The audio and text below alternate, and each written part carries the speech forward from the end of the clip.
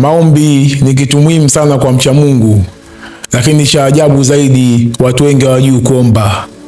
Maombi sio kupaza sauti, maombi sio kushindana, maombi sio kuonekana na watu kuwa wewe unaomba. Biblia imetoa mwongozo pekee wa namna gani mcha Mungu anaweza akaomba mbele za Mwenyezi Mungu. Lakini kabla hatujaenda huko kutoa mwongozo huo, kwanza lazima tuelewe nini maana ya maombi. Maombi kwa mujibu wa maandiko matakatifu na kwa mujibu wa tafsiri ni mawasiliano baina ya mwanadamu na Mwenyezi Mungu katika kuomba. Narudia tena, maombi ni mawasiliano baina ya mwanadamu na Mwenyezi Mungu katika kuomba. Biblia imetoa kanuni pekee za mcha Mungu kuomba. Ukisoma kitabu cha Marko, Biblia inasema kwamba Marko 1:35, kanuni ya kwanza ya mcha Mungu kuomba ni utulivu na unyenyekevu. Biblia inasema kwamba mtu yote anataka kuomba mbele za Mwenyezi Mungu, jambo la kwanza ni swala zima la utulivu na unyenyekevu. Ukisoma kitabu cha Marko 1:35, maandiko yanasema hata alfajiri na mapema sana akaondoka, akatoka akaenda zake mahali pasipokuwa na watu, akaomba huko.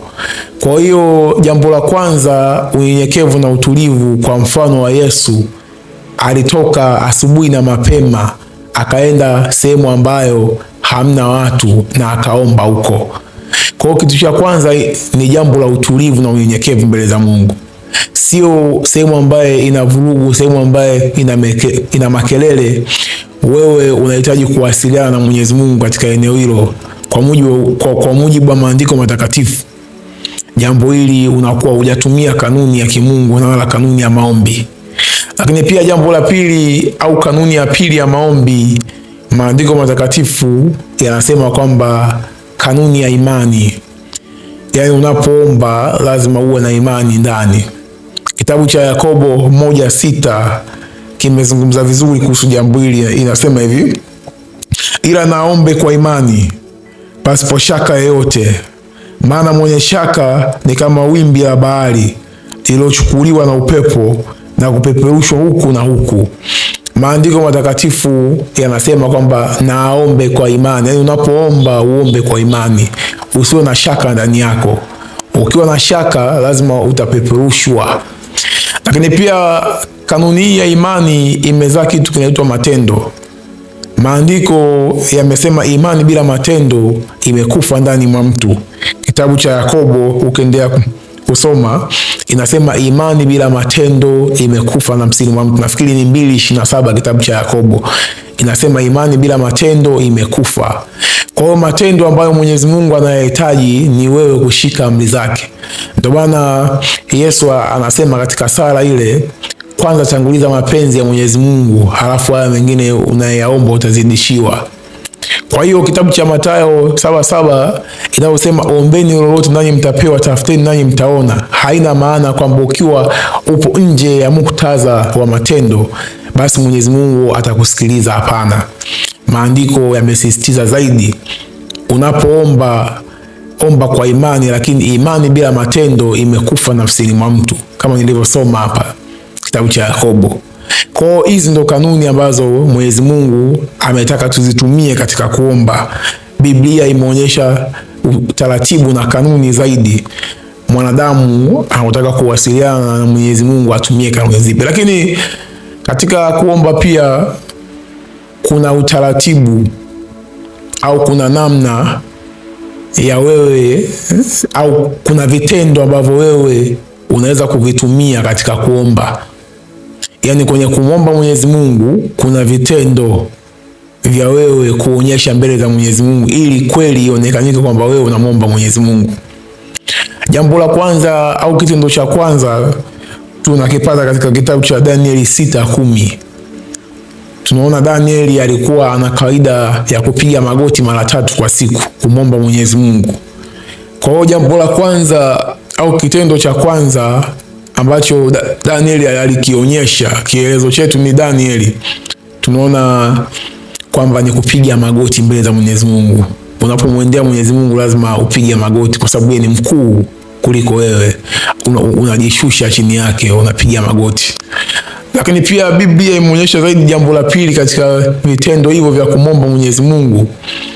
Biblia imezungumza wazi, kitabu cha Mathayo 26:39 kusujudu. Inaonyesha kielezo cha mfano wa Yesu Kristo pale aliposujudu na kumomba Mwenyezi Mungu, kumwambia Baba, ikiwezekana kikombe hiki kiniepuke. Yesu alisujudu. Kwa hiyo kitendo cha pili ni kusujudu. Maandiko yamesema hivyo. Lakini nje na hapo, ukisoma kitabu cha Mathayo, soma ile Mathayo 7 mstari wake ule wa 5. Mathayo 7 mstari wake ule wa 5 inasema hivi. 7:5 Mathayo inasema some hapa 6:5, tena msalipo msiwe kama wanafiki, kwa maana wao wapenda kusali hali wamesimama katika masinagogi na katika pembe za njia, ili waonekane na watu. Amin, nawaambia wamekwisha kupata thawabu yao. Bali wewe usalipo, ingia katika chumba chako cha ndani, na ukisha kufunga mlango wako, usali mbele za Baba yako aliye sirini, na Baba yako aonaye sirini atakujaza. Maandiko yanasema hivi. Nanyi mkiwa katika kusali, 7 sasa hapo Mathayo 6:7 anasema, nanyi mkiwa katika kusali msipayuke kama watu wa mataifa, maana wao hudhani ya kuwa watasikiwa kwa sababu ya maneno yao kuwa mengi. Narudia tena, anasema nanyi mkiwa katika kusali msipayuke kama watu wa mataifa, maana wao hudhani ya kuwa watasikiwa kwa sababu ya maneno yao kuwa mengi. Basi msifanane na hao, maana Baba yenu anajua mnayoyahitaji kabla nyinyi hamjamwomba. Biblia inaposema katika kuomba usipayuke kama watu wa mataifa, alafu mbele anasisitiza, anasema kwamba maana Baba yenu anajua mnayoyahitaji kabla nyinyi hamjamwomba. Kwa hiyo maombi sahihi, au unapomwomba Mwenyezi Mungu, jikite zaidi katika imani ya utendaji wa maisha. Ndio maana katika kuomba baadhi ya watu naona waga wanatumia nguvu sana makanisani, anapaza sauti hapa hadi kule ili watu wamsikie kama yeye anaomba. Kama analalamika sana. Kuna wengine mpaka wanashindana kuomba, nani ana sauti sana. Nikiomba hivi kimya kimya nitaonekana mimi mdhaifu kiroho chini. Hapana, sio kweli. Ndio maana hapa anasema hivi, wanadhani watasikiwa kwa sababu ya maneno yao kuwa mengi. Kwa hiyo haina haja wewe kushindana, haina haja wewe kupayuka, haina haja ya wewe kuomba ili uonekane na watu. Omba wewe mbele za Baba yako aliyokuwa sirini. Baba yako aonaye sirini atakujaza. Ndio maandiko haya yanavyosema.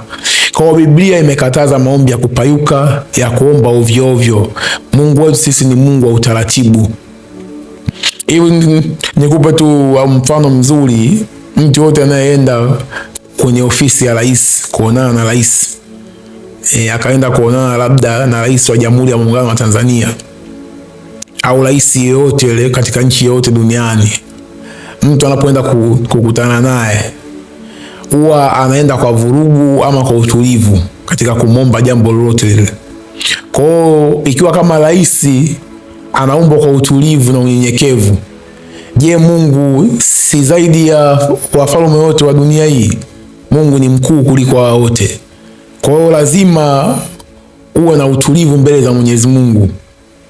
Omba kwa utulivu, piga magoti, sali ndani au sehemu ambayo unajua hiyo haitakuwa na mtu wote atakayekuona, wala hautoingiliwa katika utulivu na unyenyekevu mbele za Mwenyezi Mungu. Fanya maombi kwa utulivu. Kwa hiyo hizi ndo kanuni za maombi, na Mwenyezi Mungu ametupa mwongozo wa namna gani tunaweza tukaomba.